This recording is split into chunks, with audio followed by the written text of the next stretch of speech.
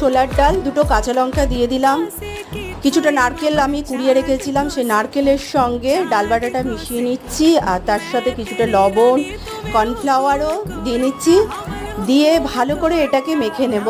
Kashmiri chilli powder মিশিয়ে নিচ্ছি, খুব বেশি পরিমাণে দেবো না, জাস্ট কালার হওয়ার জন্য কিছুটা দেবো, দিয়ে এটাকে ভালো করে এটাকে মেখে নিচ্ছি। এর মধ্যে আমি 1 চামচ মতন আটাও দিয়ে নিচ্ছি, বেবিকর্নের মতন করে সাইজ করে এটাকে ভেজে নিচ্ছি। এটা ফ্রাই করার পরে কিন্তু একটা ক্রিস্পিনেস আমাদের থেকে যাবে। নেক্সট আমি ওই তেলের মধ্যেই কিছুটা সর্ষে দিলাম, কিছুটা কারি পাতা দিলে বেটার হয়, বাট আমি কারি পাতা না দিয়ে যেহেতু পুদিনা পাতাটা পছন্দ করি সেই জন্য পুদিনা পাতাই দিলাম। তার সাথে কিছুটা পেঁয়াজ চপ দিয়ে দিচ্ছি, কিছুটা টমেটো চপ দিয়ে দিলাম, দিয়ে এটাকে ভালো করে ভেজে নেব। কিছুটা সোয়া সস দিচ্ছি, কেচাপ, নুন, আপনারা চাইলে ম্যাগি মশলাও দিতে পারেন বা মিট মশলাও ব্যবহার করতে পারেন। কিছুটা লেবুর রস দিয়ে দিলাম। দেখতেই পাচ্ছেন কত সুন্দর একটা লুক এসে গেছে।